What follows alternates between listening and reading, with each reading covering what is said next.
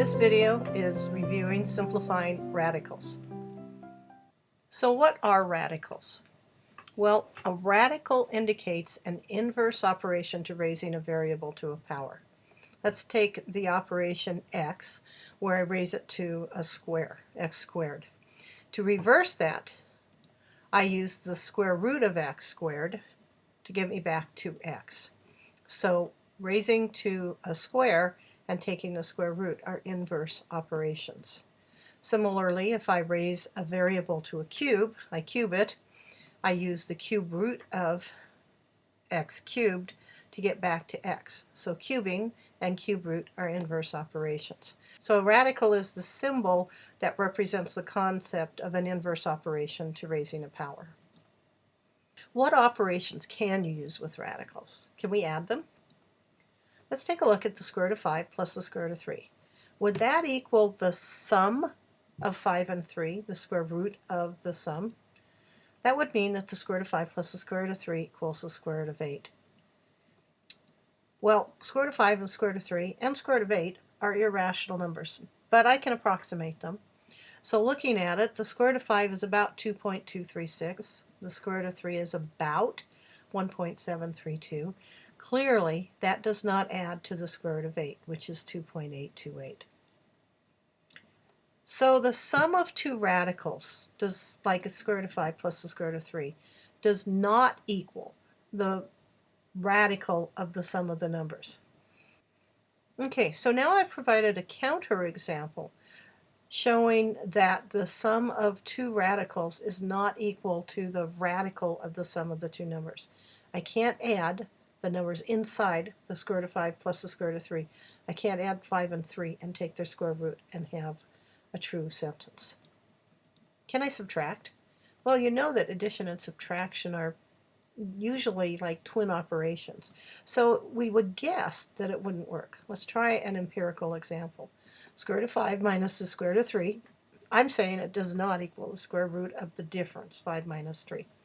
Square root of 5 is about 2.236. Square root of 3 is about 1.732. When I take the difference, clearly that does not equal the square root of 2, which is 1.414. So I cannot take the difference of two radicals, and I cannot simplify that by taking the difference and then taking the radical. What about multiplying? Let's take a look at the square root of 5 times the square root of 3. Does that equal the product of 5 and 3, which would be 15? So looking at a numerical example, square root of 5 is about 2.236. Square root of 3 is about 1.732. When I multiply those, I get 3.873, which really is the square root of 15. Now, this is an empirical example where when I added and subtracted, I was absolutely able to disprove it because I found a counterexample. With multiplication, I found that it looks like it's true with an example. How many examples would I have to use to be able to show this works for every single real number? Well, I'd have to try it with every single real number, and I don't have that much time in my life.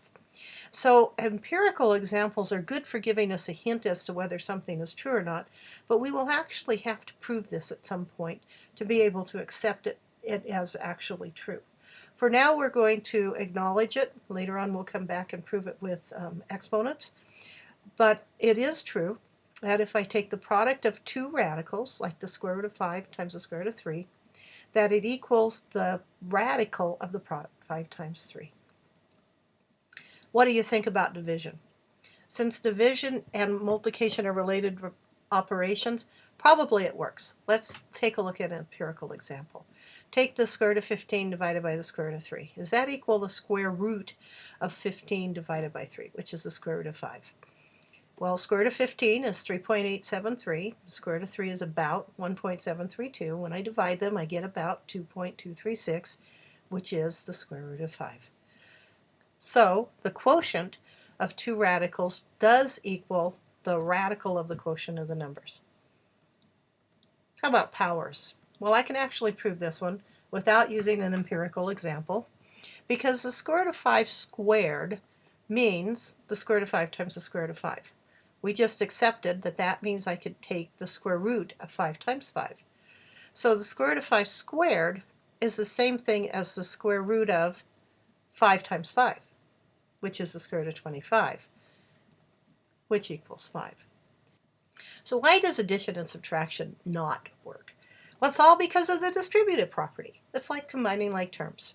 Think of 3a plus 5a, which we know equals 8a. That works because the a's are common, and we can use the distributive property to write 3a plus 5a as the quantity 3 plus 5 times a. 3 plus 5, of course, is 8. In the same way, if we have 2 square root of y plus 3 square root of y, I can use the distributive property to write that as 2 plus 3 times the quantity 2 plus 3 times the square root of y. And that equals 5 times the square root of 5. But what if I look at the square root of x plus the square root of y? Well, I can think of that as 1 square root of x plus 1 square root of y. So I have a coefficient out there. But when I factor, what am I going to factor out to get the 1 plus 1?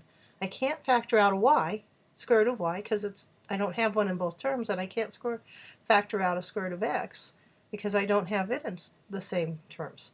So I can add the coefficients of like radicals, the radicals with the same radicand, square root of y, but not if I have unlike radicands.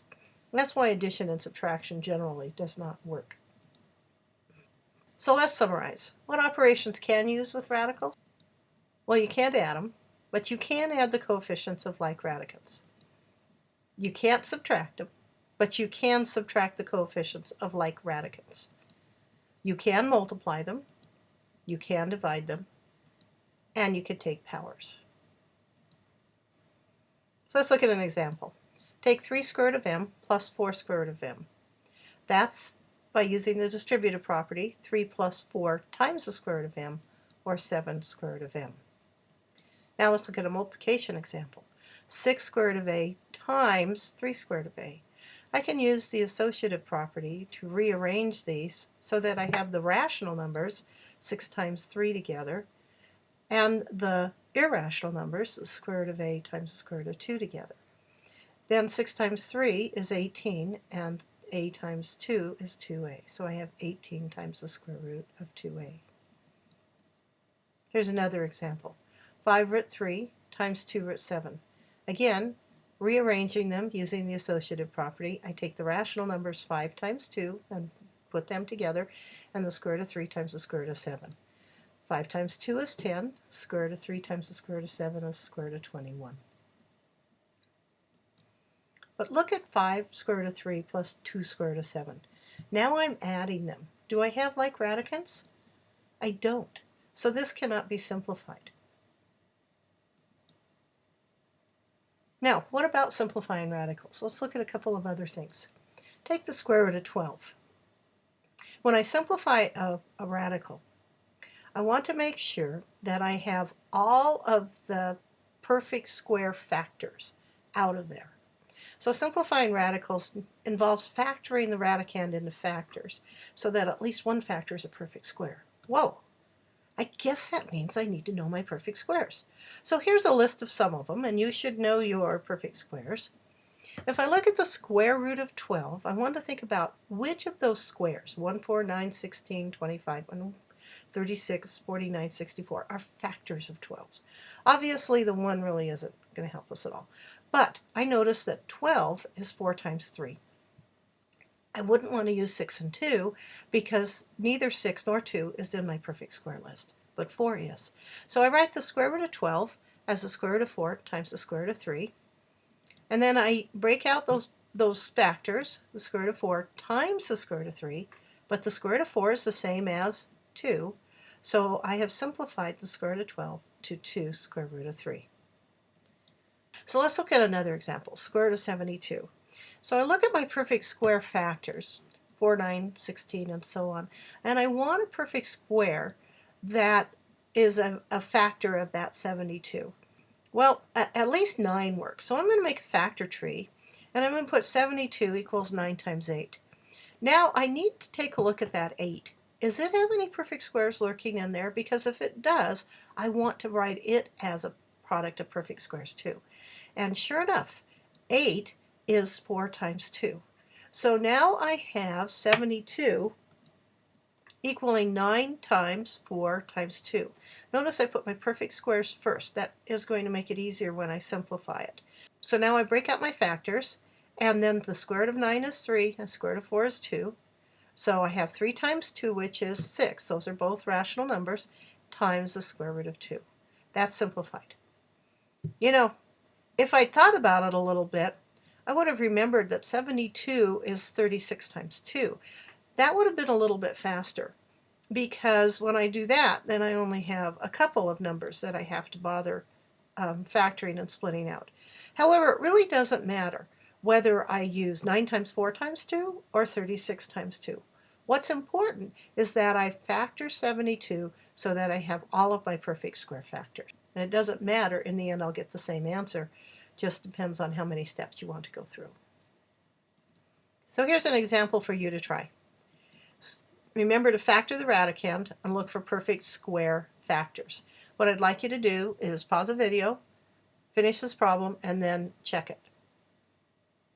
So when I did this, I looked at my perfect square factors over there. I noticed that 9 was a factor of 54, and so 9 times 6 makes 54.